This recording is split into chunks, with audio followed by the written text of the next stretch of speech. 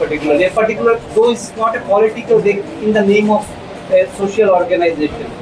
What will be your message to the people of? No, already from our the government already we have said that we oppose this kind of bond and we do never like this one. কিভাবে দেখছে এবং কি পদক্ষেপ নেবে? না এটা তো যেটা একটা এনজিও থেকে করেছে, কে করেছে তার পেছনে কে সব জানে, কিন্তু এইভাবে করে তো স্তব্ধ করা যাবে না, উন্নয়নকে স্তব্ধ করা যাবে না, এতটুকু আমি বলতে পারি।